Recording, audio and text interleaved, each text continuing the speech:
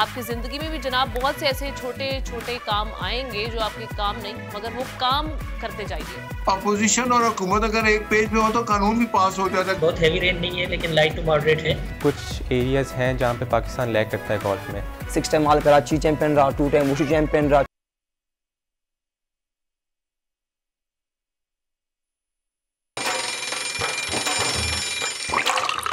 आजकल जिंदगी ही सुबह आउट ऑफ कंट्रोल है, दुनिया बोल है, दुनिया बोल है। अस्सलाम वालेकुम and a very good morning. आप देख रहे हैं दुनिया बोल है, मैं हूं आपके साथ आमना खटाना। जनाब उम्मीद करती हूं आप सब ठीक ठाक होंगे और आज जिस तरह से जुमे का दिन है तो वीकेंड स्टार्ट हो जाएगा, सबके अपने अपने कुछ ना कुछ प्लान्स होंगे। आगाज़ करते हैं जनाब प्रोग्राम का एक अच्छी बात के साथ और मैं आपको एक छोटी सी एक स्टोरी यहाँ पर कोट कर दूँ। एक पेंटर है, उसको एक कश्ती पर रंग करने का ठेका मिलता है। काम के दौरान उसे कश्ती में एक सुराख नजर आया और उसने उस सुराख को भी मुरम्मत कर दिया। पेंटिंग मुकम्मल करके शाम को उसने कश्ती के मालिक से अपनी उजरत ली और घर चला गया। 2 दिन बाद कश्ती वाले ने उसे फिर बुलाया और एक खती रकम का चेक दिया। पेंटर के इस्तफसार पर उसने बताया कि अगले दिन उसके बच्चे बगैर उसके इल्म में लाए कश्ती लेकर समंदर की तरफ निकल गए और फिर जब उसे ख्याल आया कि कश्ती में तो एक सुराख भी था तो वो बहुत परेशान हो गया। लेकिन शाम बच्चों को हंसते मुस्कुराते आते देखा तो खुशगवार हैरत में मुब्तला हो गया। उसने पेंटर से कहा कि ये रकम तुम्हारे एहसान का बदल तो नहीं, मगर मेरी जानिब से तुम्हारे लिए मोहब्बत का एक अदना इजहार है। आपकी ज़िंदगी में भी जनाब बहुत से ऐसे छोटे छोटे काम आएंगे जो आपके काम नहीं, मगर वो काम करते जाइए। नेकी कभी रायगा नहीं जाती, किसी ना किसी की ज़िंदगी बचाती है। तो मैं चाह रही थी कि कुछ ऐसा पैगाम हमारे प्लेटफॉर्म से ज़रूर जाए जिससे आपको कुछ ना कुछ सीखने का मौका मिले, क्योंकि आजकल हमारी लाइफ इतने फास्ट मोड पर चल रही है कि उसमें हम जो किताबी बातें हैं जिनमें कुछ ना कुछ पैगामात हमारी ज़िंदगी गुजारने के कुछ उसूल होते हैं उनको हम भूल जाते हैं। तो जनाब जिस तरह से हम आज बात कर रहे हैं इस प्रोग्राम में ऑब्वियसली आपके साथ खबरें भी हम शेयर करेंगे। सबसे पहले अहम तरीन खबरें आज के दिन की वो शेयर करते हैं। अहम तरीन केस का अहम तरीन फैसला, इद्दत केस में बानी पीटीआई की सजा बरकरार। अब पीटीआई अपील लेकर हाईकोर्ट जाएगी। अदालती फैसले के सियासी और कानूनी पहलुओं का तफसीली जायजा लेंगे आज के प्रोग्राम में। कौमी असम्बली में अपोजिशन एहतजाज करती रह गई। हुकूमत ने बजट की शिकवार मंजूरी शुरू करवा दी।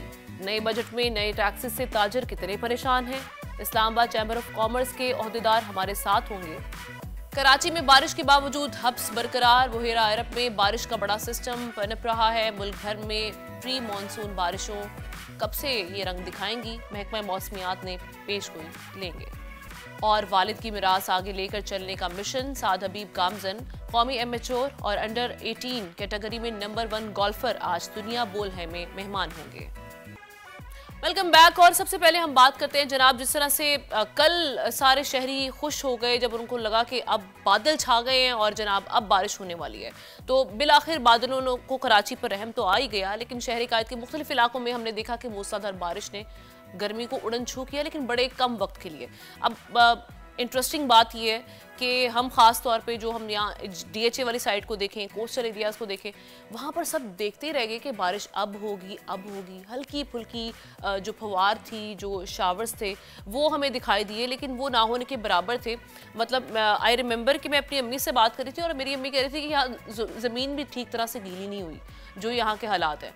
तो जनाब बहुत ज़्यादा हाइप क्रिएट की जाती है महकमा मौसमियात की जानिब से। आज हम ज़रा खबर भी लेंगे उनकी कि वो सही खबर क्यों नहीं दे रहे जो बारिश के हवाले से, क्योंकि सब लगा कर बैठ के थे उम्मीद कि जनाब अब बारिश होने वाली है।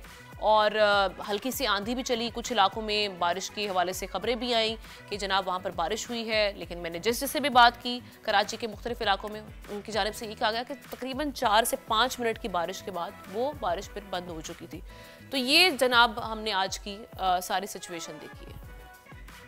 और बारिश की तो बात हमने कर ली है। थोड़ी सी जहाँ पर हम मौसम की बात करें वहाँ पर सियासी मौसम की भी बात कर लेते हैं। कल सबको ही एक डेवलपमेंट के हवाले से सब चाह रहे थे कि कुछ खबर आएगी तो उसके बाद कुछ हलचल मच जाएगी, और वो सियासी डेवलपमेंट ये थी कि जनाब बानी पीटीआई जो कि इस वक्त कैद में है और एक ही केस उनका रह गया और वो है इद्दत में निकाह केस। अब कहा यह जा रहा था कि जी कल उसका फैसला आ रहा है, वो महफूज किया गया था कुछ दिन पहले, और ये कहा जा रहा था कि जी इस फैसले में ऑब्वियसली उनको रिलीफ मिल जाएगा। ये एक बड़ी ऑब्वियस बात ही अगर हम देखेंगे सारे केस को, लेकिन सिचुएशन ये बनी कि जो मकामी अदालत ने उन्होंने बानी पीटीआई और उनकी अहलिया की इद्दत केस में सज़ा मुअत्तली की जो दरख्वास्त थी उसे रिजेक्ट कर दिया और 7 साल जो उनकी कैद की सज़ा है उसको बरकरार रखने का हुक्म दिया। फैसले के बाद अब रिएक्शन जो आने का सिलसिला भी शुरू हो चुका था। उसमें हमने देखा कि पीटीआई के जो वोटर्स हैं, सपोर्टर्स हैं, वो जेल के बाहर पहुंचकर उन्होंने एहतजाज शुरू कर दिया, हाई कोर्ट के बाहर पहुंच गए, वहां पर बल्कि बरहम दिखाई दिए इन रहनुमाओं पर भी जो वहां पर मौजूद थे। उनमें उमर अयूब थे, फैसल जावेद खान थे, तो ये सारी सिचुएशन वहां पर बनी। अब इसी हवाले से हम देख रहे हैं कि हुकूमती रद्द-ए-अमल भी सामने ज़रूर आ रहा है। ख़ास तौर पे जो सिचुएशन उससे पहले बनी थी, इस केस का फैसला आने से पहले राना सनाउल्लाह साहब का एक बयान और उनकी जानिब से ये कहा गया था कि अगर कल वो रिलीज़ भी हो जाते हैं तो केसेस और भी बन सकते हैं उनके। तो इसके वजह से एक इब्हाम पैदा हो चुका है कि क्या हुकूमत की इंटेंट क्या है इस केस को लेकर। इसी हवाले से बात करते हैं। हमारे साथ मुस्लिम लीग नून के रहनुमा हैं सेनेटर नासिर भट्ट साहब ने हमें ज्वाइन किया। सर, बहुत शुक्रिया वक्त देने के लिए। जिस तरह से हम देख रहे हैं कि ये कल पाकिस्तान में एक अहम तरीन सियासी तब्दीली होते होते रह गई। फिलहाल बानी पीटीआई जेल में ही है, लेकिन आपकी ही जमात के कुछ रहनुमा मुसलसल ये इशारे दे रहे थे कि ये रिहाई हो भी सकती, इसलिए मुज़ाकरात ही एक वाहिद रास्ता आपके पास रह जाता है। आप अग्री करते हैं सारी सिचुएशन में? देखिए, मैं तो ये बात पे एग्री हूं कि अदालतों ने इमरान खान को जेल में रखा है, अदालतें ही उनको रिलीफ देंगी। ये अपनी बेगुनाही साबित करें कि मेरे साथ जो देखे ना, जब भी आप हमारे साथ भी यही हुआ ना कि हमें तो अदालतों ने रिलीफ दिया, हम कैसे रिलीफ दे सकते हैं? हमने तो जेल नहीं भेजा, इस हुकूमत ने तो जेल नहीं भेजा, ये मुकदमात थे। अब अदालतें उनको जमानत देती हैं, अदालतें उनको जेल भेजती हैं। आपको पता ही है, जब टाइम था 16 महीनों से पहले जब इसके खिलाफ में तमाद आया था, तो जो केयर टेकर हुकूमत थी वो इसको जेल की तरफ भेजते थे। वो जज कहते थे इसकी जमानत है, जो आप सोचोगे उसकी भी होगी है। तो अब अदालतों ने ही फैसले करने हैं, हुकूमत के पास में ये तो नहीं होगा अदालत को कि वो चुराए। लेकिन यह है कि अगर इमरान खान साहब चाहते हैं कि पाकिस्तान और ये जैसे पाकिस्तान की मजबूती और अवाम की बेहतरी के लिए हम हुकूमत से ही बात करते हैं, तो जो उनके तफाज़ात होते हैं वो दूर होते हैं, आपस में बैठते हैं, कानून भी बनता है। तो वो भी कहते हैं ना, अपोजिशन और हुकूमत अगर एक पेज पे हो तो कानून भी पास हो जाता है, कानून बन भी जाता है, हर चीज हो जाती है। अच्छा, जिस तरह से भी हम देख रहे हैं कि पीटीआई इसको चैलेंज करने जा रही है हाई कोर्ट में, आप क्या समझते हैं कि हाई कोर्ट भी इस सज़ा को बरकरार रखेगी या हो सकता है वहाँ से डिफरेंट फैसला आ जाए, वहाँ से रिलीफ मिल जाए? अगर हम इस सारे केस को देखें, आपका एक्सपीरियंस क्या कहता है इसमें? नहीं, देखें ये बात मैं पहले कैसे कह सकता हूँ कि अदालत क्या फैसला करेगी। अदालत हक़ाइक़ देखेगी कि ये मुकदमा क्यों बना, ये मुकदमा अगर बनता था तो फिर इसके जो शवाहिद थे वो क्या है। वो जो उनके क्या नाम थे, मलिका साहब, वो अदालत में गए, वो कुछ अपनी बातें बता रहे हैं, तो फैसला अदालत ने ही करना है। अदालत अगर उनको बरी कर देती है, रिलीफ देती है, तो हम उसके खिलाफ अगर अदालत में जाते हैं तो हम अपील फिर भी अदालत में करेंगे। हो सकता है अदालत उनको रिलीफ दे दे, हो सकता है अदालत उनको, जैसे आज अदालत ने उसको रिलीफ नहीं दिया, इमरान साहब तो ये समझ रहे थे कि मैं अभी घर चला जाऊंगा। तो अदालतों के फैसले तो अदालतें ही करती हैं और उससे पहले हमको कमेंट्स दे नहीं सकते। मैं कैसे कह दूं कि उनको रिलीफ नहीं मिलेगा?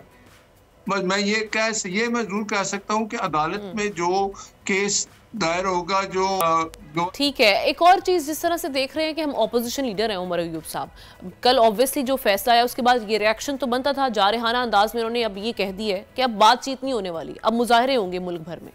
तो आप समझते हैं कि अभी जो मौजूदा हालात हैं मुल्क में, जहाँ पर हम ऑपरेशन अज़्म इस्तेहकाम की बात कर रहे हैं, कीपिंग इन व्यू जो हमारी इस वक्त अमन व अमान की, लॉ एंड ऑर्डर की सिचुएशन है, इस किस्म की कोई एक्टिविटी हम अफोर्ड कर सकते हैं? देखें, ये जो धमकी है ना, कल तक वो जो इमरान खान था, ये उमर अयूब साहब थे। देखिए, कल प्राइम मिनिस्टर साहब ने अपोजिशन वालों से जाके हाथ में लाया और ये कहा कि भाई आपकी जो तफाज़ात हैं, आप बैठते हैं, बैठ के बात करते हैं।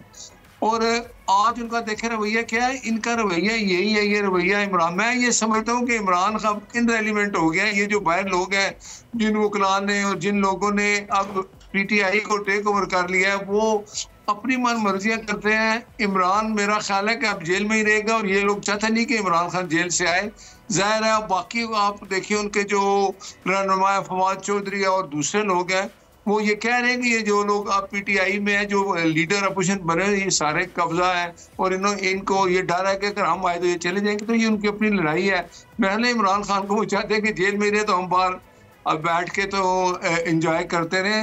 बाकी पाकिस्तान में जो इस वक्त हालात हैं, जो मुश्किल हालात हैं, जो दहशत गर्दी है, उसका तकाजा तो ये कि अपोजिशन और हुकूमत बैठ के एक टेबल पे इस चीज पे आ जाए कि पाकिस्तान में दहशत गर्दी को खत्म करे, अवाम उनका साथ दे, अपोजिशन और हुकूमत आर्मी का साथ दे। अगर वो कोऑपरेशन होता है जिसमें हुकूमत और अपोजिशन मिल के उनको ये सपोर्ट करें कि वाकई ये होना चाहिए पाकिस्तान। अब ये अच्छा, ऑलराइट सर, जिस तरह के आपने कहा कि वज़ीर आज़म ने मुज़ाकरात की पेशकश की और ये बरकरार है, चले हम अज्यूम कर लेते हैं कि हाई कोर्ट से अगेन बानी पीटीआई को अगर रिलीफ मिल जाता है तो तब भी ये पेशकश बरकरार है, क्योंकि वज़ीर आज़म साहब ये कह रहे थे कि जी अगर उनको जेल में मुश्किल आते हैं तो आए, बाहर आ जाएं, मिलकर बैठ के बात कर लेते हैं। अगर रिलीफ मिलता है तो फिर भी क्या बात करने के लिए तैयार है वज़ीर आज़म साहब? देखें मैं फिर आपसे एक बात कहूंगा कि उनकी रिहाई कोई हुकूमत ने या प्राइम मिनिस्टर ने उनकी रिहाई नहीं करनी, रिहाई उनकी अदालतों ने करनी है। हम बैठने का ये मकसद है कि अगर उनको कोई हमारे खिलाफ ऐसी चीज़ें तहफ़्फ़ुज़ात है या उनके पास ये कुछ चीज़ें ऐसी हैं कि नहीं जी हम हुकूमत से नहीं बैठते क्योंकि हुकूमत हमारे खिलाफ है। हुकूमत जो होती है हमेशा अपोजिशन के साथ मिल बैठ के चलना चाहती है। अपोजिशन का काम है मुस्बत जवाब देना। उन्होंने महमूद खान अचकज़ई को, आप खुद ही सोचने 2 दिन पहले 3 दिन की बात है कि अपोजिशन महमूद खान अचकज़ई साहब को इमरान खान ने का ये टास्क दिया कि आप मेरे भी आप पे बात करें। अब मैंने कल भी ये बात कही थी एक निजी टीवी पे कि भाई इमरान खान ने एकदम यू टर्न लेने ना कि मैंने तो कहा ही नहीं है, तो जो तुम महमूद खान अचकज़ई साहब बेचारे एक अच्छी बात करेंगे वो एक अच्छे इंसान है। हालांकि पीटीआई ने उनको सदारत के लिए मुंतखब भी किया था। तो अगर महमूद खान अचकज़ई साहब बात करते हैं और ये आज देखें वो क्या कह रहे हैं अपोजिशन लीडर कि हम किसी की नहीं सुनते, इसको भी जेल से बाहर लाओ, इसका ये मतलब नहीं है। जहाँ पर अब हम चाह रहे हैं कि ऑब्वियसली आपने टाइम निकाला है दुनिया बोल है के लिए, तो मैं चाहूँगी कि हम अवामी रिलीफ की कुछ बात कर लेते हैं। अवाम के लिए क्या रिलीफ है? जो बजट हमारे सामने इस वक्त पेश किया गया है, जो एक्सपेक्टेड था, जो जिस वक्त पार्टीज आना चाहती हैं गवर्नमेंट में, उससे पहले जो वादे किए जाते हैं कि जनाब रिलीफ दिया जाएगा, महंगाई कम की जाएगी, वो हमें दिखाई नहीं दे रहा। इससे ऑब्वियसली आपके नैरेटिव को भी बड़ा नुकसान होगा। तो ये टैक्सेस की भरमार, इससे लोग बिल्कुल खुश नहीं हैं। कैसे कोप करेंगे? देखिए ये जो हालात है आपके सामने है, ये जितनी महंगाई का तसल्सल चल रहा है और इसको कम करना हुकूमत की अवलीन तरजीह है। ये जो बजट है आपको पता ही है कि IMF के शिकंजे में हम फंसे हुए हैं। उससे हम तो जान छुड़ा के निकल चुके थे। जब इमरान खान साहब दोबारा आए तो फिर IMF आ गया। अब ये भी एक जो वक्त है, मैं ये समझता हूँ कि हुकूमत अगर अवाम को रिलीफ देने की कोशिश कर रही है, वो हालात आपके सामने है, तो अपोजिशन का काम है कि ठीक है, अपोजिशन का काम है कि वो जो बजट पेश हुआ है उस पे अपने तहफ़्फ़ुज़ात बताती है। हमें भी PM साहब ने भी कि हमारी भी कोशिश है कि अवाम को रिलीफ मिले। देखें पंजाब में मैं देखता हूँ कि महंगाई कम हुई है, आटे का रेट सस्ता हो गया है, घी सस्ता हो गया है। चलें जी, नासिर साहब हमारे साथ मौजूद थे, आपका शुक्रिया अदा करेंगे सर, इस हवाले से आपने हमारी रहनुमा फरमाई। और जिस तरह से जनाब एक बार फिर हम बात करते हैं मौसम की सूरत हाल की, उसकी चूँकि इस वक्त जो रेलेवेंस है वो बहुत ज़्यादा बढ़ चुकी है, ख़ास तौर पे कराची में। और उसकी रीज़न ये है कि जिस तरह से हमने हालिया कुछ दिनों में, पिछले 3-4 दिनों में हीट वेव की वजह से जो अमवात देखी हैं, उसके बाद हर बंदा ये दुआ कर रहा था कि अल्लाह करे यहाँ पर बादल बरसे, बारिश हो जाए। लेकिन कल जो बारिश हुई वो तो बिल्कुल हमें तसल्ली नहीं दे सकी। तो अभी क्या सिचुएशन आगे बनेगी? क्या आगे जाके मामलात कुछ बेहतर होंगे मौसम को लेके, और बारिशें किस हद तक होने जा रही हैं? हमें ज्वाइन कर चुके हैं सरदार सरफराज साहब, चीफ मेट्रोलॉजिस्ट हैं। सर बहुत शुक्रिया वक्त देने के लिए। सर ये एक बार फिर हम शदीद जो बारिशों की आप लोगों ने पेशगोई की थी कराची वालों के लिए, तो बस 1-2 दिन का रिलीफ ही था। और ख़ास तौर पे अगर हम ये देखें कल की ख़ास तौर पे अगर हम बात करें, बड़ी कम बारिश हुई है। आगे क्या सिचुएशन बनने जा रही है? जी बहुत शुक्रिया। देखिए कल तो कराची में इम्कान ही ऐसा जाहिर किया गया था कि अतराफ में कुछ ना कुछ अच्छी बारिश हो सकती है। शहर के अंदर तो यही इसी तरह का ही एक्सपेक्टेशन थी कि कम ही बारिश होगी, क्योंकि बाकी जो है ईस्टर्न सिंध की तरफ उधर ज़्यादा रहा एक तरह से हवाओं का रुख या बादलों का रुख, तो वहाँ पर अच्छी बारिश हुई मीरपुर ख़ास में, थरपारकर में और इधर पुदीन साइड पे और ठट्ठा साइड पे।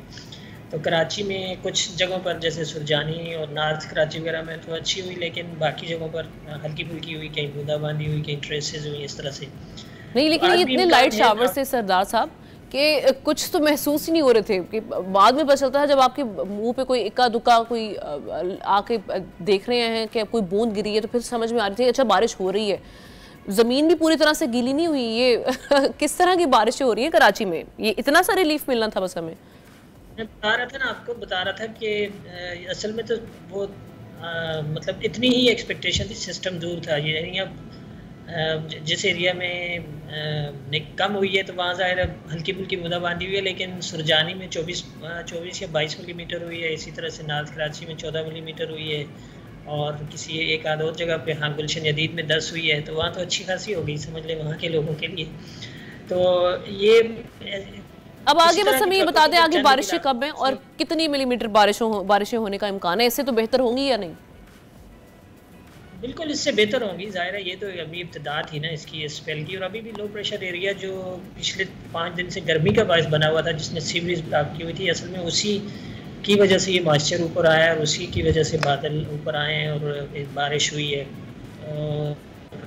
अभी आज भी इम्कान है आफ्टरनून में कहीं पर लाइट रेन और कहीं पर मॉडरेट रेन। बहुत हैवी रेन नहीं है लेकिन लाइट टू मॉडरेट है।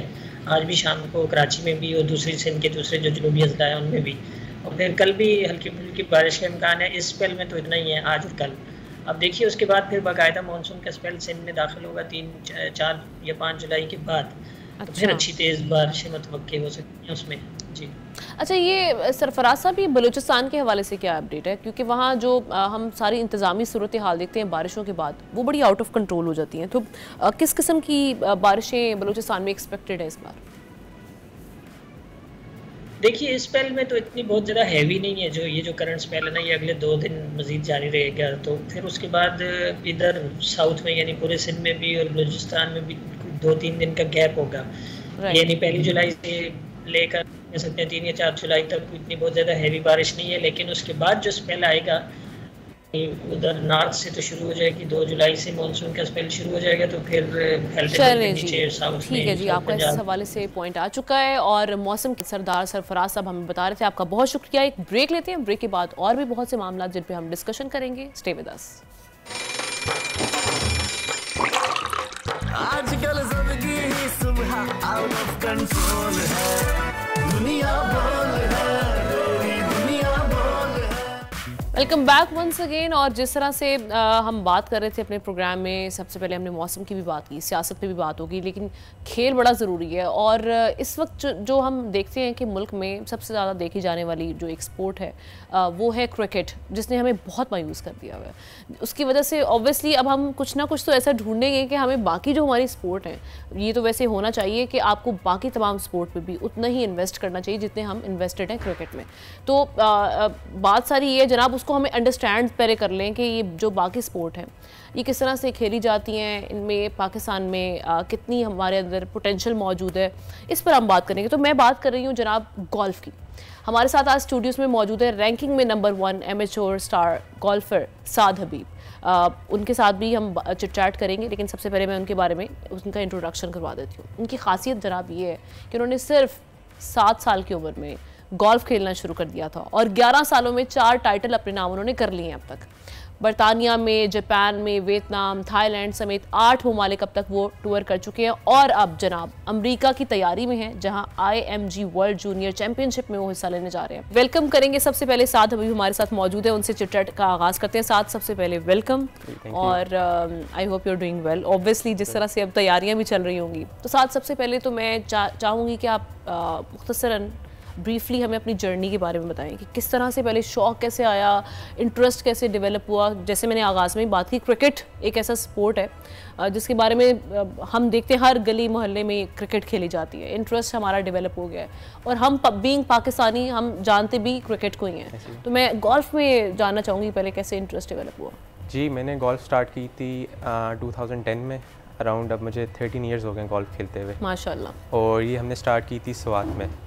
तो इंटरेस्ट इस तरह डेवलप हुआ कि स्वात में एक बहुत अच्छा गोल्फ कोर्स है, आपके बहुत अच्छे माउंटेन व्यूज़ के बीच में 18 होल्स गोल्फ कोर्स था 2010 में।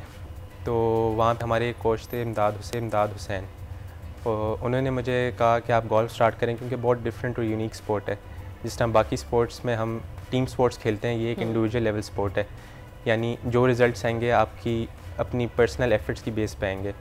तो बाबा का भी कुछ इंटरेस्ट था और मेरा अपना था, तो वहाँ से जाके मैंने गोल्फ पिकअप की थी 2010 में। अरे ज़बरदस्त। अच्छा, अभी तक अचीवमेंट्स की बात कर लेते हैं। अचीवमेंट्स क्या क्या रही नेशनल लेवल पे, इंटरनेशनल कैसा एक्सपीरियंस रहा खेलने का? जी, अचीवमेंट्स मेरी रिसेंटली पिछली 4 कंसेक्टिव विन्स हैं मेरी, जिसमें मेरे पंजाब एमेचर, सिंध एमेचर, 2 फोल्डो सीरीज़ और रिसेंटली अभी यहाँ DHA में SGA जूनियर हुआ उसमें भी। तो इनकी मेरी क्योंकि वर्ल्ड रैंकिंग काफ़ी बेहतर हो गई है, तो मुझे इनवाइट आई है by world junior championship IMG से, जो सैन डिएगो में हो रही है 9 जुलाई से। वो one of the biggest golfing events है, junior golfing events under 18, nice, जो हर साल सैन डिएगो में होता है। तो इंशाल्लाह इस दफ़ा रिप्रेजेंट करने जाऊँगा। कब से तैयारी चल रही है उसकी? तैयारी तो पिछले साल से चल रही है, क्योंकि मुझे पता था कि अगर मैं अपनी गोल्फ वर्ल्ड रैंकिंग एक सर्टेन स्पॉट पे ले आऊँ तो मुझे उसकी एग्जाम्पशन मिल जाएगी उस टूर्नामेंट की। तो due to my efforts of myself और मेरे फादर की, तो हमने वो एक रैंकिंग अचीव किया और मुझे वहाँ से इनविटेशन आई है IMG से, तो वो मैं खेलने जाऊँगा। पाकिस्तान में गोल्फ की अगर हम बात करें, कहाँ पर रैंक करेंगे? क्या आपको लगता है कि अभी कहाँ पर हमें काम करने की ज़रूरत है गोल्फ में? जी, पाकिस्तान में गोल्फ अब बहुत इमर्जिंग स्पोर्ट हो रही है आहिस्ता आहिस्ता लोगों में। और जो यूथ है उनमें काफ़ी सेंस आ गई है कि गोल्फ एज ए स्पोर्ट क्या है। लेकिन कुछ एरियाज़ हैं जहाँ पे पाकिस्तान लैग करता है गोल्फ में, जैसे आप कोचिंग फैसिलिटीज़ देख लें। अब कोई अगर यूथ है या कोई नया बंदा जो गोल्फ स्टार्ट करना चाहता है, वो उसको गोल्फ क्लब तो एक्सेसिबल है, लेकिन जब वो गोल्फ क्लब में जाता है तो आगे जो कोच है या जिससे उसने कोचिंग लेनी है वो अवेलेबल नहीं है। तो सबसे बड़ा जो हमारा है इशू वो ये है कि हमें कोचिंग फैसिलिटीज़ सही से प्रोवाइड नहीं होती, जिसकी वजह से जितने भी अभी हमारे अच्छे प्लेयर्स हैं सेल्फ ट्रेंड है सारे, उनकी बेस प्रॉपर नहीं बनी हुई। वो स्टार्ट में खुद स्टार्ट करते हैं और फिर अपनी सेल्फ बेस बनाते हैं। तो अगर हमारे पास अच्छी कोचिंग फैसिलिटीज़ होंगी पाकिस्तान में, तो मेरे ख्याल से as a sport golf Pakistan में काफ़ी आगे जाएगी। और पाकिस्तान में अभी आपने जहाँ पे भी गोल्फ खेली है, आप क्या समझते हैं सबसे बेहतरीन इस वक्त फैसिलिटीज़ कहाँ पर हैं? और दूसरी चीज़ ये कि अगर हम वैसे इंटरनेशनली और पाकिस्तान का अगर मुवाजना करें तो कितना डिफरेंस आपको नज़र आता है? जी, पाकिस्तान में अभी अराउंड मेरे ख्याल से 2 गोल्फ कोर्सेज हैं जो वर्ल्ड स्टैंडर्ड को मीट करते हैं। One is in DHA Multan which is Romanza, जो सर निक फोल्डो ने डिज़ाइन किया है रिसेंटली, और वो साउथ एशिया का सबसे बड़ा गोल्फ कोर्स है इन पाकिस्तान। एंड सेकंड इज़ राया इन लाहौर। तो ये 2 गोल्फ कोर्सेज हैं जो आपको बहुत अच्छी गोल्फिंग फैसिलिटीज़ प्रोवाइड करते हैं, जो इंटरनेशनल लेवल को मीट करते हैं। उनकी आप प्रैक्टिस फैसिलिटीज़ देख लें, उनकी आप ड्राइविंग रेंज देख लें, हर चीज़ कोचेज़ पाकिस्तान बेस्ड है यहाँ पर? जी, कोचेज़ हैं पाकिस्तान बेस्ड। पाकिस्तान में जो कोचेज़ हैं ना, वो आपको जो बिगनिंग लेवल है ना उस पर आपको ट्रेन करते हैं। लेकिन सपोज़ अब एक प्लेयर है जो प्रो कन्वर्ट हो गया, जो एलीट लेवल पे गोल्फ खेल रहा है पाकिस्तान की तरफ से, वो अगर कोचिंग लेना चाहता है पाकिस्तान वाले गोल्फ कोचेज़ से, तो वो गोल्फ कोचेज़ का जो लेवल है वो उनको मीट नहीं करता। अब मैं अगर सपोज़ पर्सनली किसी गोल्फ कोच के पास जाऊँगा पाकिस्तान में, तो हार्डली मेरे ख्याल से 1 या 2 हैं जो सर्टिफाइड हैं जिनसे मैं कोचिंग ले सकता हूँ। उसके अलावा और कोई आपको गोल्फ कोच एक्सेसिबल नहीं है पाकिस्तान में जिनसे आप ट्रेनिंग ले सकें। तो खुद का प्लान है कि कोई ऐसी एकेडमी, क्योंकि ऑब्वियसली अब आपके अपना भी एक्सपीरियंस हो चुका है, और why don't you coach yourself? Golf क्योंकि एक ऐसी स्पोर्ट है कि आपको मेंटल फिटनेस के साथ अपनी मेंटल ट्रेनिंग पे भी बहुत एफर्ट करनी पड़ती है। और PGF उसके लिए हमारी जो पाकिस्तान गोल्फ फेडरेशन है, उन्होंने रिसेंटली एक समर कैंप भी रखवाया था जिसमें काफ़ी जूनियर गोल्फर्स ने पार्टिसिपेट किया था, जो कि एक अच्छा इनिशिएटिव था जूनियर गोल्फ के लिए। तो मेरे ख्याल से अगर इस तरह के इवेंट्स और करवाते रहेंगे, हम टूर्नामेंट्स कराएंगे, समर कैंप्स रखवाएं लोगों के लिए, तो काफ़ी बेहतर होगा गोल्फ के लिए पाकिस्तान अच्छा, में। गोल्फ के अगर हम बेसिक रूल्स की बात करें, क्योंकि मैं चाह रही हूँ कि मुझ समेत वो लोग जो गोल्फ से इतने नहीं वाकिफ़ हैं, उनके लिए 3 बेसिक सिंपल रूल्स। जी, गोल्फ का सबसे फंडामेंटल रूल तो यही है कि आपने कम से कम शॉट्स में जो गोल्फ बॉल है उसको आपने होल में डालना है। राइट। फर्स्ट ये हो गया। सेकेंडली ये होता है कि जिधर बॉल पड़ी होगी आपने उधर से ही खेलना है, यानी play the ball as it lies. उसको आप लाई को इम्प्रूव नहीं कर सकते, आपकी किसी बड़े रफ़ में चली गई है, बड़े घास में चली गई है, क्योंकि डिफरेंट ऑब्स्टिकल्स बनाए होते हैं गोल्फ कोर्स में। बंकर्स होते हैं, हैज़र्ड्स होते हैं, ओबी होती है आउट ऑफ बाउंड, तो डिफरेंट चैलेंजेस होते हैं जहाँ से आपने उनको बचाना है और अपनी बॉल को आपने फेयरवे में रख के स्ट्रेट मारना है। और फिर डिफरेंट कोर्स कंडीशंस होती हैं, वेदर आपको अफेक्ट करता है, आपकी जो एटमॉस्फेरिक प्रेशर है वो अफेक्ट करता है, हाइट, सी लेवल से कितना ऊंचा है गोल्फ कोर्स वो डिपेंड करता है, एयर इफेक्ट होता है, तो काफ़ी चीज़ें हैं जो कंबाइन करके गोल्फ को डिफ़िकल्ट बनाती हैं। Okay, nice. अच्छा Saad, let's talk about your routine. किस तरह से रूटीन स्टार्ट की जाती है, ट्रेनिंग के कितने आवर्स हैं, और उसके अलावा खाने पीने की मैं ज़रूर बात करूँगी, क्योंकि इस एज में यूजुअली होता ही है कि हम कहते हैं कि यंग एज है, जितना खा लो, जंक फूड, फास्ट फूड, जो समझ में आता है आप खा सकते हैं, यू नो। उसके बाद आपका मेटाबॉलिज्म विद एज स्लो होना शुरू हो जाता है। लेकिन obviously being an athlete, golf आप खेल रहे हैं, तो आपके लिए तो बड़ा चीज़ें सोच समझ के खाना पीना भी होगा, तो क्या रूटीन क्या है बेसिकली? जी, अब मेरी करंट जो डेली रूटीन है, मैं सुबह 5 o'clock उठता हूँ। अच्छा, माशाल्लाह। हाँ जी, आप सुबह नमाज़ पढ़ के मैं गोल्फ क्लब जाता हूँ। वहाँ पे डेली मैं अराउंड 2 आवर्स प्रैक्टिस करता हूँ, जिसमें मेरी शॉर्ट गेम इंक्लूडेड है, लॉन्ग गेम है, पटिंग है, चिपिंग है, वो सब इंक्लूड करने के बाद मैं क्विक 9 होल्स खेलता हूँ, जो 2 आवर्स का राउंड होता है हमारा बेसिकली। उसके बाद मैं घर वापस आता हूँ अराउंड 9-10 o'clock, ब्रेकफास्ट किया जल्दी से, फिर मेरी क्लासेस होती हैं ऑनलाइन, क्योंकि गोल्फ के साथ पढ़ाई को मैनेज करना बहुत टफ हो जाता है। मेरा अगला क्वेश्चन था बाय द वे। अच्छा, तो गोल्फ के साथ थोड़ा डिफ़िकल्ट हो जाता है मैनेज करना, लेकिन आपको फिर करना पड़ता है। तो मेरी ऑनलाइन क्लासेस चलती हैं, उसके बाद फिर मेरा जिम होता है, गोल्फ से रिलेटेड एक्सरसाइजेज होती हैं वो करनी होती हैं, तो ऐसे चलता है। जिम भी साथ में चल रहा है, गोल्फ इटसेल्फ एक पूरा वर्कआउट है, राइट? जी जी। तो खाने पीने का ज़रा रूटीन बताएं, क्योंकि अब हम अगर लेट्स से कि एक गोल्फर है, उसको कोई भी इवेंट के लिए जब जाना है, तो उससे पहले आप क्या, जैसे एक प्री वर्कआउट होता है, उसी टाइप कुछ रूटीन होती है? जी, अगर आपने गोल्फ खेली है, या इवन गोल्फ नहीं तो कोई भी स्पोर्ट हो, आपको अपना स्टेमिना बिल्ड रखने के लिए आपकी डाइट बहुत ज़रूरी है, क्योंकि जो आप इनटेक करेंगे वही आपका आएगा आगे रिज़ल्ट। तो गोल्फ में आपकी अच्छी डाइट लेना बहुत ज़रूरी है, स्पेशली जैसे हम बाहर फ्रीक्वेंटली ट्रैवल करते हैं, तो हमने अपने साथ bananas, milk, dates, dry fruits, इस तरह की प्री वर्कआउट रखे होते हैं जो हम राउंड स्टार्ट करने से पहले इनटेक करते हैं, क्योंकि कई जगह ऐसी होती हैं जहाँ पे ह्यूमिड लेवल बहुत ज़्यादा होता है, या जो वेदर है वो बहुत एक्सट्रीम होता है, तो उसमें खेलने के लिए आपकी बॉडी को फुली इनर्जाइज्ड होना बहुत ज़रूरी होता है to perform at it best. Oh nice. अच्छा, अभी जो अगर हम बात करें गोल्स की, क्योंकि ऑब्वियसली हर एथलीट ने, हर इंसान ने इटसेल्फ कोई ना कोई अपने गोल्स सेट किए होते हैं। आपका मिशन क्या है अल्टीमेट, और कहाँ तक पहुँचना है, कहाँ तक देख रहे हैं अपने आप को? जी, अभी करंटली तो मैं एमेचर एज ए नंबर 1 अल्हम्दुलिल्लाह बन गया हूँ, ज़बरदस्त। और आगे मेरा गोल है कि मैं पाकिस्तान को इंटरनेशनल लेवल पर रिप्रेजेंट करूँ, क्योंकि हमारी डिफरेंट टूर्स हैं इंटरनेशनल लेवल पे। एशियन टूर है, यूरोपियन टूर है, फिर जो सबसे टॉप एलीट टूर है वो हमारा बीजे टूर है।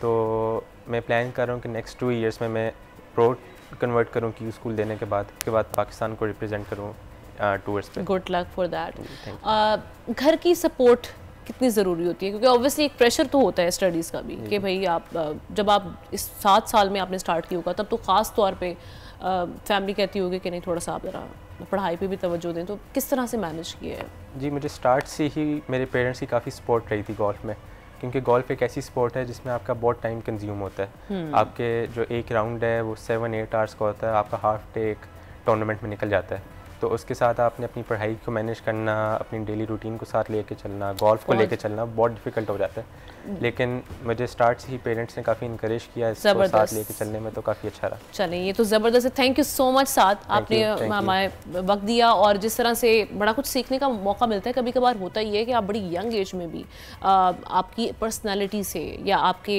प्रोफेशन से सामने वालों को भी आप इन्फ्लुएंस भी कर रहे होते हैं, और आपको बहुत से मैसेजेस सामने वाले को सीखने का बड़ा मौका मिलता है। So thank you so much. साथ एक ब्रेक लेते हैं, ब्रेक के बाद हाजिर होते हैं, मजीद बात करेंगे।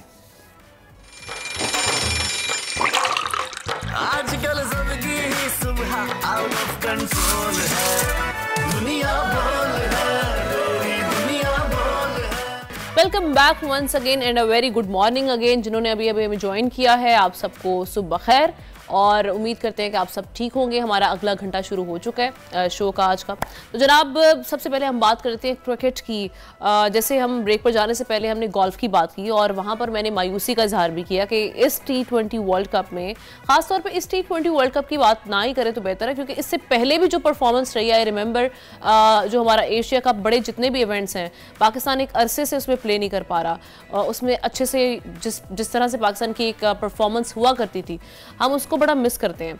लेकिन जनाब, चले बात कर रहे हैं अभी जो हालिया सेमीफाइनल जो कि हमने देखा इंडिया और इंग्लैंड के दरमियान हुआ। इंडिया ने 68 यानी 68 रन से हरा दिया है और इसमें इंग्लैंड की टीम जो है वो परफॉर्म नहीं कर पाई। 7 खिलाड़ी ऐसे थे जो डबल फिगर में दाखिल ही नहीं हो सके।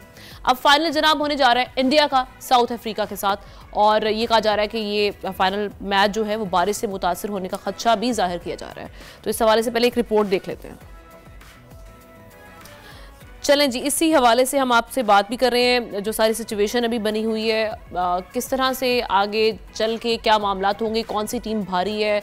इंडिया और साउथ अफ्रीका का जो मैच होगा फाइनल में, कौन सी टीम को देखा जा रहा है, क्योंकि तीसरी बार T20 वर्ल्ड कप के फाइनल में पहुंच चुका है इंडिया। बात कर रहे थे डिस्कशन, साजिद खान साहब हमारी स्क्रीन पर अपेयर भी हो चुके हैं, क्रिकेट एक्सपर्ट हैं। साजिद साहब, अस्सलाम वालेकुम and a very good morning. बड़े अरसे बाद आपसे जनाब बात होने जा रही है, कैसे मिजाज हैं आपके बेटे?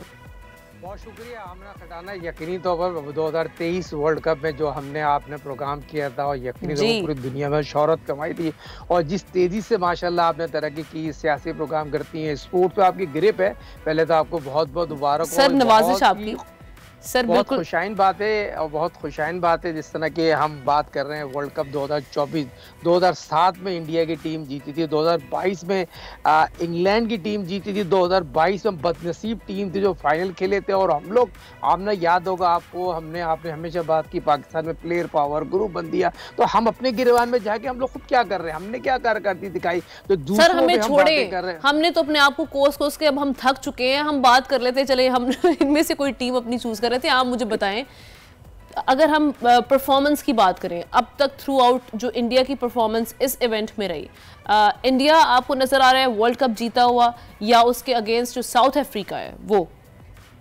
हमने यकीनी तौर पर इंडिया वर्ल्ड कप जीतेगा। उसको ऐसे ही बड़ी आउटस्टैंडिंग कारकर्दगी दिखाई है। रोहित शर्मा ने जो फ्रंट से लीड किया है, खुद 92 रन बनाए, बेस्ट इनिंग खेली 2024 को। और आज जो रोहित शर्मा ने इनिंग खेली है, मैन ऑफ द क्राइसिस की इनिंग खेली है। इंग्लैंड ने टॉस जीत के बॉलिंग करने का फैसला किया। पिच इतनी आसान नहीं थी, पिच बहुत मुश्किल थी, बॉल नीचे रह रहा था। विराट कोहली जल्दी आउट हो गया। विराट कोहली तो वैसे भी परफॉर्म नहीं कर रहे ना, पूरे इवेंट में भी उन पे यही तनकीद हो रही है कि वो उस तरह से फॉर्म में नहीं है। लेकिन इंडिया की टीम विराट कोहली पे रिलाई नहीं करती, आपके पास बाकी प्लेयर्स भी है ना, बहुत ज्यादा बाकी प्लेयर हैं। आप रोहित शर्मा को देख लें, जो उसने फ्रंट से बैटिंग की है, जो इनपुट डाला है ना, वर्ल्ड का बेहतरीन बैट्समैन, और यही चीज की मैन ऑफ द क्राइसिस बन के सामने आए हैं। फिर बुमराह को देख लें, उनकी सिराज को देख लें, ओवरऑल पूरी टीम उनकी आउटस्टैंडिंग है। क्वालिटी ऑफ क्रिकेट उन्होंने जो खेली है ना, उसकी जितनी भी तारीफ की जाए कम है। ये एक ऐसी टीम बन के आई है, ठीक है, उनको ICC ने, BCCI ने बहुत उनको नवाजा है,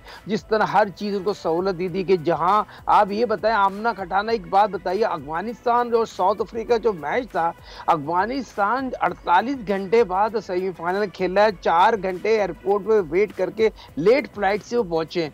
वो जो सेमीफाइनल जिनको एशिया में दिखाना था, क्यों टीवी राइट्स प्राइम टाइम पे 7:15 बजे इंडिया पे, जितने लोग 100 अरब के लोग वो वेट कर रहे थे सेमीफाइनल देखने के लिए। तो ये चीज भी बताना जो नहीं, हाँ को सच की बात करना चाहिए। ICC जो यकीन तो BCCI का होल्ड है, मगर ये वेस्ट इंडीज तो जो मैचेस खेलने गए, बारिश होते गई, मगर फिर भी फाइनल होने जा रहा है 29 तारीख को। फेवरेट इंडिया है, मगर यहाँ पर आमना कटाना हम अंडरएस्टिमेट नहीं कर सकते उसको, खासतौर पे साउथ अफ्रीका को साथ बहुत ही आउटस्टैंडिंग अपने आप को उन्होंने यकीनी तौर पर सेमीफाइनल में आके हार जाते थे, मगर वो फाइनल में आए, सारे के सारे मैच जीते, फ्रंट से लीड किया, उनके तमाम फास्ट बॉलर ने जिस तरह की बॉलिंग की है, उसकी जितनी भी तारीफ की जाए। ऑब्वियसली वो फुल फॉर्म में, हैं तो इसीलिए तो हम देख रहे हैं ना, उन्होंने क्वालिफाई भी किया फाइनल के लिए। तो अब चलें, लेट्स से जिस तरह से आप बता रहे हैं, आपने तो ये अपनी प्रेडिक्शन कर दी है और कि इंडिया इस बार जो है वो वर्ल्ड कप में हमें फाइनलिस्ट तो आ चुका है, लेकिन इंडिया इस बार वर्ल्ड कप जीतने जा रहा है। ये आपकी प्रेडिक्शन हमारे सामने आ चुकी है। बहुत शुक्रिया साजिद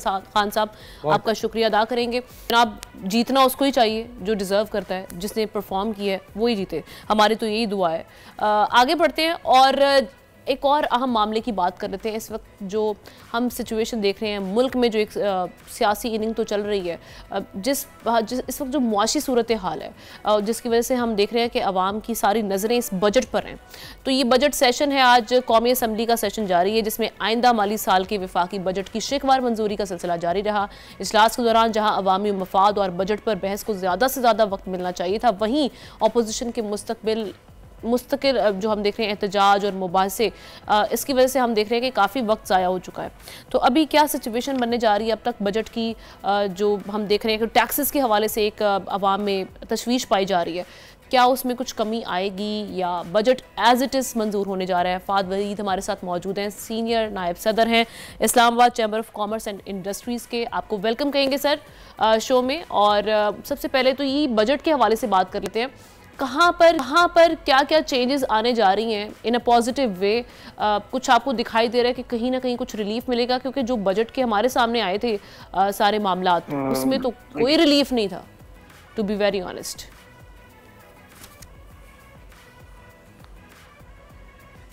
जी फाद साहब। सुबह भी baffled to say कि सुबह एक नई न्यूज़ आई कि NEPRA is going to raise the tariff 3 रुपए से बिजली का। तो एक तरफ बजट की भरमार है, जिधर टैक्सेस इतने ज्यादा लग गए हैं कि जिसकी कोई इस वक्त तो हम सारी बिजनेस कम्युनिटी परेशान है। और 3 बजे आज एक फेडरेशन में भी आज इसी लिहाज से हैवी प्रेस कॉन्फ्रेंस रखी गई है। हमारे एक्सपोर्टर्स को तो बिल्कुल ही यहाँ पर जो है ना, आई थिंक उनको निकाल दिया गया इस पूरे रिजीम से ही, क्योंकि अब वो नॉर्मल रिजीम में टैक्स अपनी फाइलिंग करेंगे जहाँ वो 1% करते थे। मैं यहाँ पर ये जरूर बताता चलूँ, जहाँ हम बात करते रहते हैं कि हमें एक्सपोर्ट्स बढ़ानी है, हमें एक्सपोर्ट्स को पुशअप करना है, और टैक्स पेयर का गला घोटने को तैयार बैठे हैं। आई थिंक हमें इस तरफ जरूर आना है। हमारी गवर्नमेंट, इसके रीजन क्या है फाद साहब? जब हम बजट की बात करते हैं ना, हमारे जो जी हमारे जो इम्पोर्टेंट, जिसपे हमारी इकोनॉमी कर रही होती है, जिसपे रिलाई कर रही होती है, उस पर हम ये बात करते हैं कि तमाम स्टेक होल्डर्स को ऑन बोर्ड लिया जाए और फिर उसके बाद बजट को मंजूर करवाया जाए। तो क्या ऑन बोर्ड नहीं लिया गया? उसके बाद जब बजट सामने भी आया तो आप लोगों ने अप्रोच करने की कोशिश की बजट से रिलेटेड फाइनेंस मिनिस्ट्री को? क्या रिस्पॉन्स था? इस बार तो बिल्कुल भी स्टेक होल्डर्स को ऑन बोर्ड नहीं लिया गया। किसी चैम्बर्स के साथ कोई खास तौर पे मीटिंग्स नहीं हुई, किसी किस्म की प्रोपोजिशंस नहीं ली गई। लेकिन जरूर जिस तरह वो एक रवायतन हमारी स्टाइल है कि एक दफा बजट पेश हो गया और उसके बाद ईद की क्योंकि छुट्टियां थी, इन्हीं छुट्टियों में बजट पेश हो गया और 2 दिन का वक्त दे दिया गया। ईद के चौथे दिन, जिस दिन पहले दिन ऑफिस ने खुलना था, उसी दिन सेनेट का भी इजलास हुआ, उसी दिन नेशनल असेंबली का भी हुआ, FPR का भी हुआ। और उस एक दिन में दे वांटेड कि जो उन्होंने इतना लंबा चौड़ा बजट पेश किया है, हम उस सारे का हल एक दिन में निकाल दें। लेकिन खैर उसके बावजूद भी हमने अनॉमलीज पेश की हैं, हमने चेंजेस पेश किए हैं, लेकिन उस पर कोई किसी किस्म का एक्शन नहीं लिया जा रहा। बात यह है, जिस तरह महंगाई बढ़ रही है पाकिस्तान में, हम जरूर इस बात को अप्रिशिएट करते हैं कि इन्फ्लेशन 12% तक आई है, लेकिन जो बेसिक फूड नेसेसिटीज हैं, जिस तरह पीने का दूध है बच्चों का डब्बे वाला, तो उस पर 18% सेल टैक्स लग गया। तो यू ऑल्सो नो कि अर्बनाइज सिटीज के अंदर दूध दस्तयाब होना इस तरह बहुत महंगा हो जाएगा। सेकेंडली 236G, 236G और H में जो शिकें हैं, उनमें टैक्सेस जो हैं 2.25% तक चली जाएंगी, जो कि इन्फ्लेशन में ऐड करती रहेंगी। ये मसाइल जो हैं तब तक हल नहीं हो सकते, जिस तरह आपने फरमाया कि जब तक स्टेक होल्डर्स ऑन बोर्ड नहीं होंगे। अगर स्टेक होल्डर्स ऑन बोर्ड होंगे, क्योंकि हम ही हैं जो टैक्स देते हैं और हम ही हैं जो टैक्स देंगे, तो जब तक हमें आप फैसिलिटेट नहीं करेंगे, आई डोंट थिंक ये इस तरह ये अभी एक्सपोर्टर्स के लिए अगर हम मेजर, अगर मैं इस पे स्पेसिफिकली बात करना चाहूँ, जिस तरह लोकल इंडस्ट्री को प्रोटेक्शन की हमें बात करनी चाहिए हर वक्त। यहाँ पर तो लोकल इंडस्ट्री के ऊपर इतनी हैवी टैक्सेशन कर दी जाती है। जिस तरह पेपर है, paper is not available in Pakistan, तो पेपर मेजर रिजर्वेशंस क्या हैं आपकी एक्सपोर्ट्स को लेकर? कहाँ पर आप समझ रहे हैं कि एक हिंड्रेंस है, एक हर्डल्स पाई जा रही हैं इस बजट में, जिससे आपकी एक्सपोर्ट्स आप कह रहे हैं कि वो मुतासिर होने का खदशा है? देखिए सबसे बड़ा हर्डल एक्सपोर्ट्स का जो है ना वो उसकी टैक्स रिजीम है। वो जहाँ पर 1% में थे वो आपको 29% में चले जाएंगे, और जब वो 29% टैक्स पड़ेंगे तो डिस्करेज होंगे इंपोर्ट करने से, क्योंकि उनको टैक्सेस अब ज्यादा देने पड़ेंगे। जितनी भी वो मूवमेंट फॉर पाकिस्तान कर ज्यादा करेंगे, और ये पैसा जो है ये पाकिस्तान, यही चीज मैं समझा थक गया हूँ कि इनवॉइसेस जो हैं ये पैसे वापस, एक्सपोर्टर्स का पैसा बाहर स्टक हो जाएगा, वो नहीं अपने पैसे पूरे पाकिस्तान में लाएगा। और आपको पता है आजकल हर एक ने सेकंड रेजिडेंसी रखना शुरू कर दी है, तो वो बाहर ले जाएगा पैसा। ये इनकरेजिंग सर क्विकली आपका कोर्स ऑफ एक्शन क्या है? कोई प्रोटेस्ट करेंगे, क्या करेंगे? क्विकली मैं चाहूंगी वन लाइनर। देखिए प्रोटेस्ट तो it's not a way out, लेकिन हम कोशिश कर रहे हैं गवर्नमेंट से बार बार बात करने की, लेकिन जो हालात चल रहे हैं और जिस तरीके से IMF का ये बजट बना हुआ है, इसको I don't think it's going to be accepted so easily. ये बहुत मुश्किल मरला होगा, गवर्नमेंट हमारे साथ अब इसको बैठ के अगर हल कर ले। हम अपनी पूरी कोशिश में है कि हम अपनी गवर्नमेंट के साथ बैठना चाहते हैं और टैक्स देना चाहते हैं। चलें, thank you so much, good luck. Fahad Waheed sahab, senior vice president ICCI Islamabad chamber of commerce, हमारे साथ आपका शुक्रिया अदा करेंगे। एक ब्रेक लेते हैं, ब्रेक के बाद मजीद अहम स्टोरीज हमारे सामने मौजूद है, उस पर बात होगी। Stay with us. आजकल जिंदगी ही सुबह आउट ऑफ कंट्रोल है, दुनिया बोल है, तेरी दुनिया बोल है। Welcome back once again. जैसे हम शो के आगाज़ में भी बात कर रहे थे कि कराची में जो गर्मी पड़ी है, और उससे हमने देखा कि उसके असरात बहुत सख्त किस्म के थे, ना सिर्फ इंसानों को मुतासर किया, कई डेथ्स इस हवाले से रिपोर्ट हुई। कई लोग अभी भी हैं जो हॉस्पिटलाइज्ड हैं, गर्मी की शिद्दत वो बर्दाश्त नहीं कर पाए।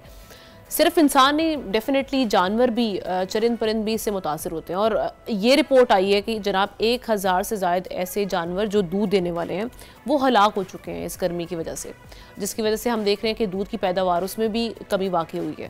इसी पर डिस्कशन करने के लिए हमें ज्वाइन किया है डॉक्टर नज़ीर हुसैन कुलौड़ा ने, DG लाइव स्टॉक सिंध हैं।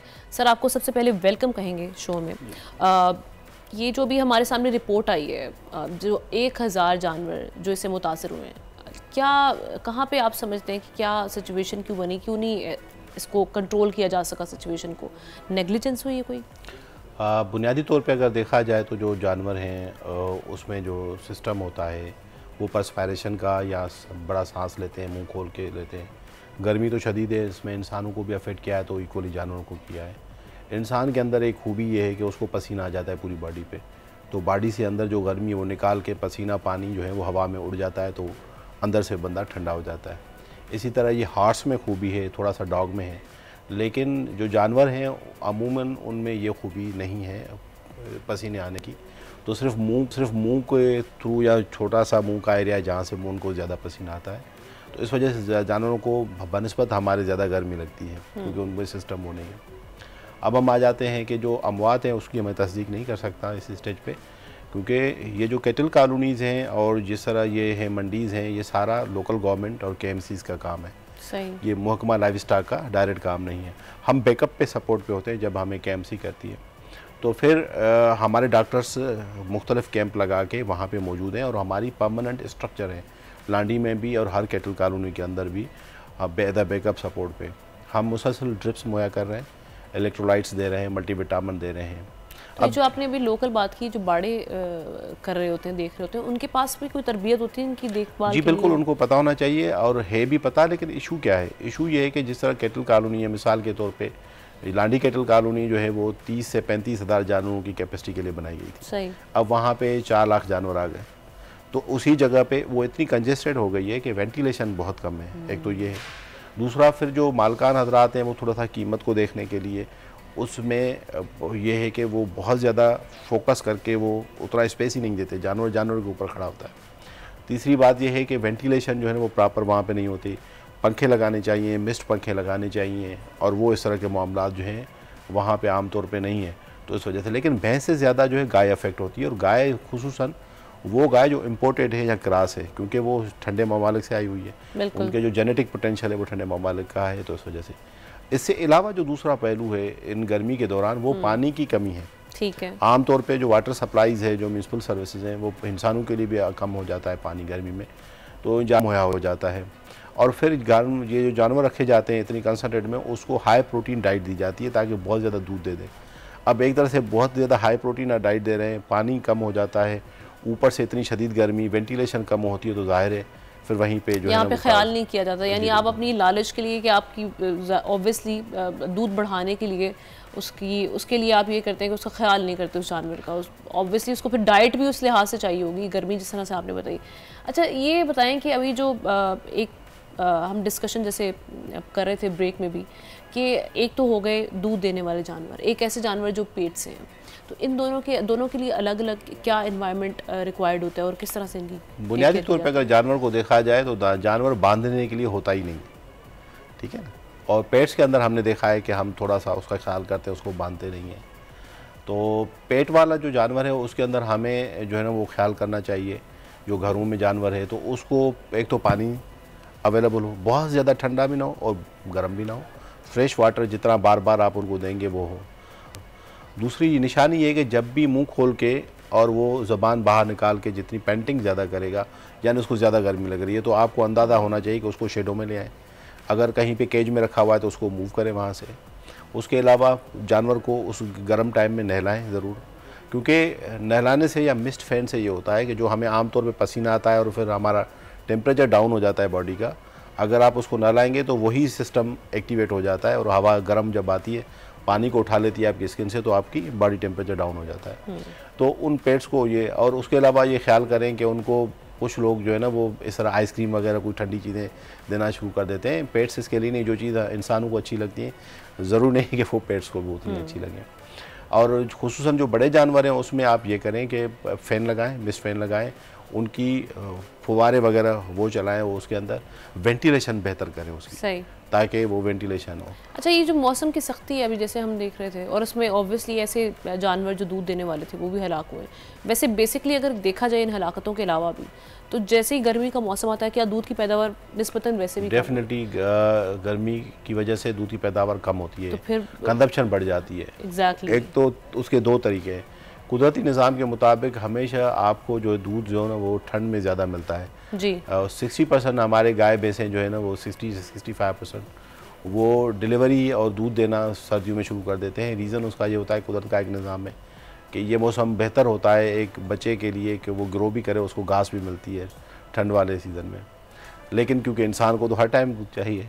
अच्छा, गर्मी के मौसम में ये होता है कि थर्मोस्टेट जब जानवर का डिस्टर्ब हो जाता है तो वो खाना पीना छोड़ देता है। जब खाना पीना छोड़ेगा तो ज़ाहिर है फिर डेफिनेटली पैदावार भी कम हो जाएगी। तो इसीलिए दूध की प्राइसेस जो हैं वो हम देखते हैं कि डेफिनेटली ये है, फिर ज़ाहिर पैदावार कम हो जाती है, पानी उसको कम मिलता है और खाना पीना छोड़ देता है। इतनी जब हमें गर्मी लग रही होती है तो हम खुद नहीं खा पाते। अच्छा, सिंध गवर्नमेंट जो कि आप इस डिपार्टमेंट के लिए काम भी करें, सब इस सिलसिले में क्या कर रही है अभी जो सारी सिचुएशन को देखते हुए?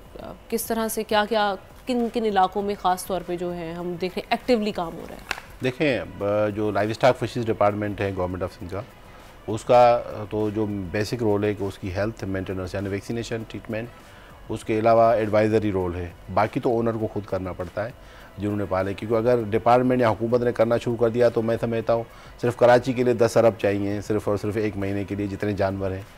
क्योंकि अगर आप देखें कि 10 लाख से ज़्यादा जानवर तो कराची के ये 7 मंडियों में है, और अगर 100 रुपया भी उसके ऊपर लगाएं तो आप देखें कि बजट कहाँ पहुँच जाएगी।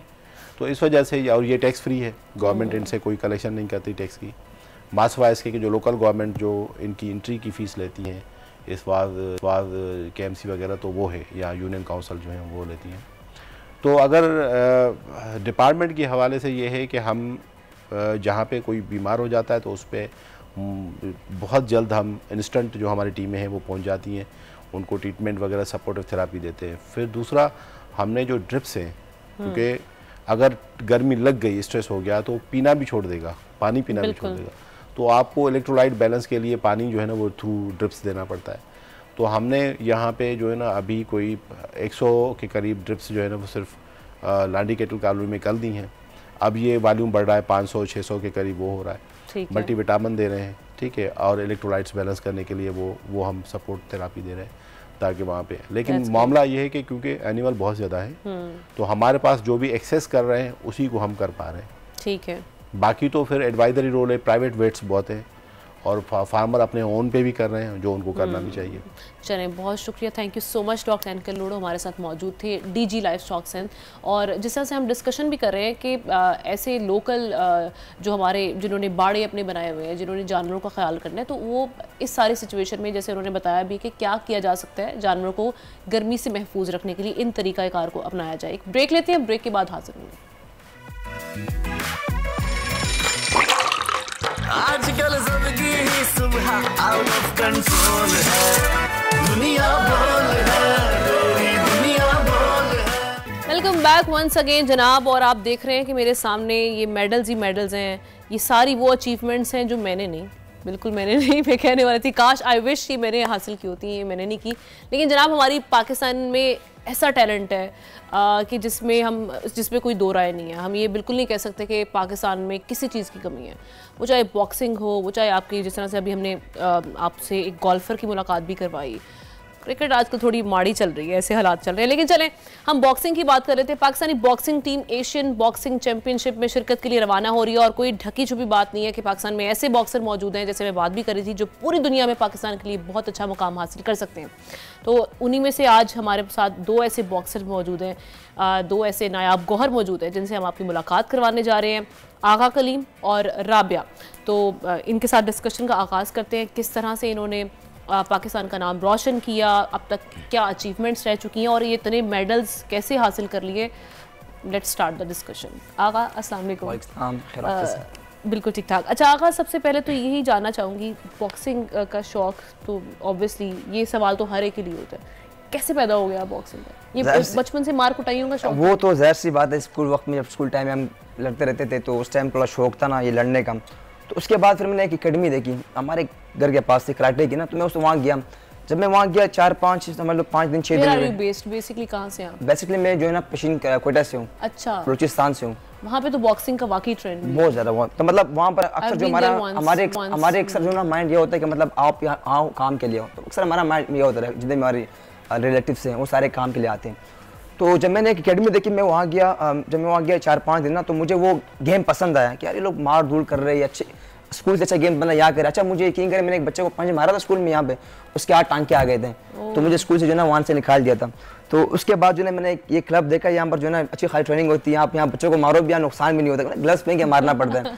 तो जब मैं ग्लव्स मैंने वहाँ 4-5 दिन ट्रेनिंग की, तो सर ने कहा फाइट करोगे? मैंने कहा ज़ाहिर सी बात, जब आप कह रहे हो फाइट करोगे तो अच्छी, कौन फाइट नहीं करेगा। जब मैंने पहली फाइट की, वो पहली फाइट में हार गया, पहली फाइट ही मेरी।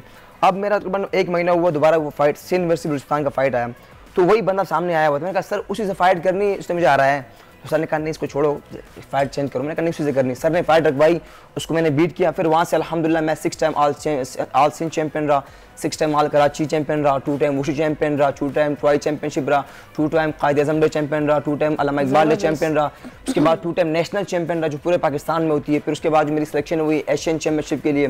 फिर मैं काज़ाकिस्तान गया अल्हम्दुलिल्लाह, वहाँ मैंने 20 सेकंड में सबसे फास्टेस्ट नॉकआउट मारा काज़ाकिस्तान में। फिर मेरी सिलेक्शन हुई वर्ल्ड चैंपियनशिप के लिए। जब एशियन के बाद वर्ल्ड चैंपियनशिप आता है तो उसमें 40+ कंट्रीज आई हुई थी अल्हम्दुलिल्लाह, वहाँ मैंने उसको बीट किया। इंडोनेशिया था जो मेरी पहली फाइट थी, उसको मैंने नॉकआउट किया। वर्ल्ड चैंपियनशिप अल्हम्दुलिल्लाह विन की 2023 की। फिर मेरी सिलेक्शन हुई 2024 में वर्ल्ड चैंपियनशिप के लिए अल्हम्दुलिल्लाह, उसको मैंने बीट किया। पहली फाइट जो थी मेरी काज़ाकिस्तान के साथ थी, वो 3 टाइम वर्ल्ड चैंपियन था, उसको अल्हम्दुलिल्लाह मैंने हराया। वर्ल्ड चैंपियनशिप कितनी जीत चुके हैं? अभी तक 2 हो गया इंशाल्लाह। 3 टाइम जो है 3rd टाइम हिस्ट्री क्रिएट करनी है इंशाल्लाह। हैट्रिक आप करने जा रहे हैं? हैट्रिक करने और हिस्ट्री क्रिएट करनी है इंशाल्लाह। अभी वैसे अपकमिंग इवेंट कौन सा आ रहा है? अपकमिंग इवेंट जो भी हमारा ईरान में हो रहा है, इसमें वो है एशियन चैंपियनशिप। इसमें 21 कंट्रीज आ रही है और 500 आसपास प्लेयर्स आ रहे हैं। तो जिसमें अल्हम्दुलिल्लाह राबी की सिलेक्शन हो चुकी है, वो भी जा रही है और मैं अल्हम्दुलिल्लाह जा रहा हूँ। देखो हमारा पता है कि मेन मसला क्या होता है, अब है अल्हम्दुलिल्लाह मुझे स्पॉन्सरशिप मिल गई है, मेरी कॉन्ट्रैक्ट हो गई है, एवन इंटरेस्ट के साथ हो गई है और मैको के साथ हो गई है। और इसके अलावा मेरे स्पॉन्सर्स है, एहसन अहमद भाई है, असर आमिर शेख भाई है, वलीद भाई है, ये सारे अल्हम्दुलिल्लाह सपोर्ट कर रहे हैं। अब मेन इशू ये आ रहा है कि मतलब हमारे जो बच्चे हैं वो सपोर्ट नहीं मिल रहा। ज़ाहिर सी मैंने जितनी मेहनत की, मुझे पता है कितनी मैंने मेहनत की। अब अल्हम्दुलिल्लाह मैं तो हम लोग जा रहे हैं, अब मेरा टिकट हो गया, इनका टिकट रह गया, तो इस वजह से हम लोग चाहते हैं कि जो इंशाल्लाह मुझे बड़ा उम्मीद है, भरोसा है कि इंशाल्लाह जब जाएगी तो इंशाल्लाह ताला ये वहाँ से मेडल लाज़मी लेकर आएगी। I'll get back to you। मैं ज़रा राबिया से भी ज़रा हम चिट चैट करते हैं। राबिया, ये लड़की होके मार कुटाइयों का शौक और ये पंच मार दिया, ये कर दिया, ये क्या हुआ? ये स्टार्ट से बताऊं तो बाय द वे आप भी सेम शहर से, कोयटा से ही हैं अभी? नो। अच्छा। हमारा गांव जो है हरीपुर मानसेर है, लेकिन हम इस वक्त हमारे स्टे कराची में। सो मुझे बचपन से ही शौक़ था गेम्स खेलने का। हमारे स्कूल में एक स्पोर्ट की टीम आई थी जिसमें मुख्तलिफ गेम्स थे। सो उसमें किक बॉक्सिंग भी था। ये एक नया गेम था तो मैंने बोला चलो ज्वाइन कर लेती हूँ, कैसा है कैसा नहीं है, आई विल चेक इट। सो मैंने फिर इनकी अकेडमी ज्वाइन की तो मुझे यहाँ पे बहुत अच्छा लगा, या मतलब बहुत इंजॉयमेंट भी मैं करती थी साथ में पंच चला दिए। सो मैं इस फील्ड में आगे गई और मैंने इतनी मेहनत की, मैं सीखी, फ़ाइट्स आई, मैंने फ़ाइट्स जीती। खैर मेरे तो पेरेंट्स और फैमिली वाले इस हक में नहीं थे क्योंकि देखें एक लड़की है, एक वुमेन। क्या एज थी एग्जैक्टली आपकी जब आपने स्टार्ट? एग्जैक्टली मैंने अभी मुझे 6 मंथ भी नहीं हुए। अच्छा, या सो नाइस। तो फिर मैंने यहाँ पे प्रैक्टिस की, मेहनत जारी रखी। अब मैंने एंजॉयमेंट पे अपना फोकस हटा दिया, भाई मैंने अभी एंजॉयमेंट नहीं करनी, अपने लिए मैंने अपना फ्यूचर बनाना है। सो उसमें मैंने काम करना स्टार्ट किया और मेरी पहली फ़ाइट हुई इस पर winter cup Karachi women championship के नाम से। तो उस पर मैंने गोल्ड हासिल किया, फर्स्ट टाइम गोल्ड हासिल किया। मेरे फैमिली वाले काफ़ी खुश हुए। तो उन्होंने मुझे आगे प्रमोट करना स्टार्ट किया। और ना स्टार्टिंग में तो मुझे बिल्कुल भी ये बोलते थे तुम लड़की हो, तुम नहीं जाओ। सो लेकिन मेरी फर्स्ट चैम्पियनशिप इतनी बड़ी गोल्ड हासिल किया तो एजाज़ की बात थी। मेरे माँ पापा भी खुश हो गए। बिल्कुल। उसके बाद आगे डीजे रेंजर्स का कप आया 2023 में।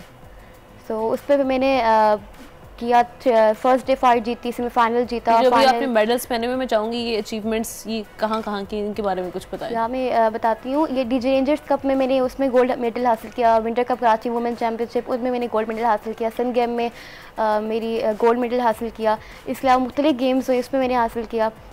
And Karachi women boxing championship भी हुई थी। बॉक्सिंग में, किक बॉक्सिंग में, दोनों में मैं हूँ, लेकिन अभी जो है किक बॉक्सिंग की तरफ थोड़ा मैंने अपना ध्यान दिया क्योंकि किक बॉक्सिंग अब मुझे ज़्यादा किक बॉक्सिंग में इंटरेस्ट होगी, नॉट बॉक्सिंग। फैमिली की तरफ से आप फुली सपोर्ट कर रहे हैं? आपको फुली सपोर्ट कर रहे हैं, लेकिन मेरे जो पेरेंट्स थे, मेरे माँ पापा, वो इस हक में नहीं थे। मेरे दादा अब्बू ने मेरे को सपोर्ट किया और दादा अब्बू की बदौलत, सच बात कहूँ तो मेरे दादा अब्बू ने मुझे इतना प्रमोट किया, इतना सपोर्ट किया कि मैं आज यहाँ पे हूँ। ये ऐसा होता है कि फैमिली में आपके कोई एक ऐसा शख्स आपके लिए एक ऐसा वसीला बन जाता है जो आपको आगे लेके जाता है, जो आपके अंदर जो एक किक होती है किसी भी चीज़ के लिए, या आपकी कोई आपने कुछ अचीव करना होता है, आपको कोई मिशन होता है, तो आपको कोई ना कोई सपोर्ट अल्लाह ताला वो कहते हैं ना सहारे वसीले बना देता है। तो आपकी जाने बातें आगा, अभी आगे क्या प्लान्स हैं, रूटीन क्या है बेसिकली?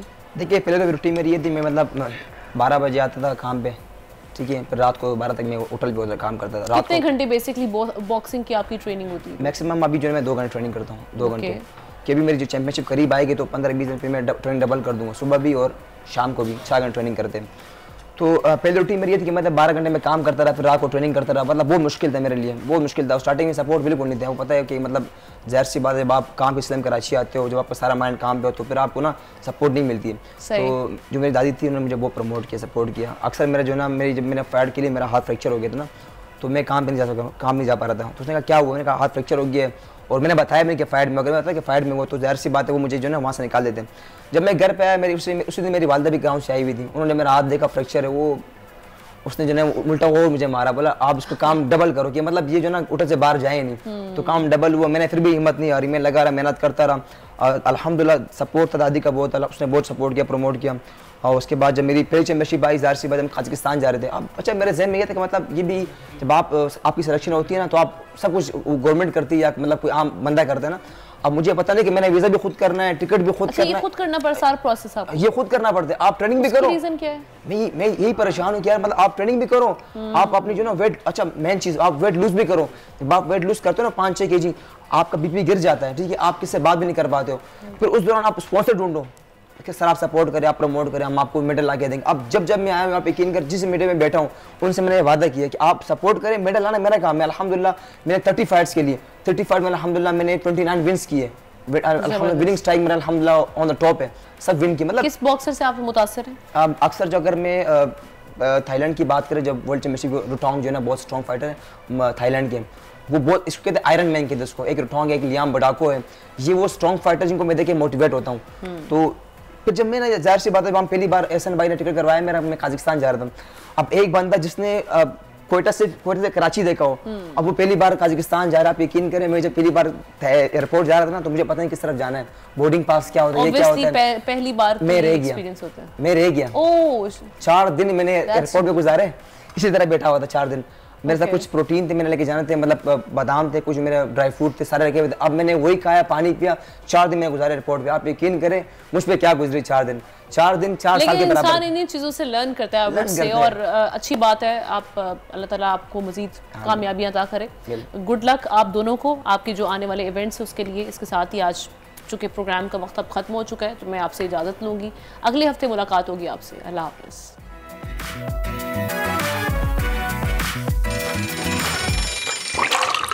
आजकल सबकी ही सुबह आउट ऑफ कंट्रोल है, दुनिया बोल है, दुनिया बोल है।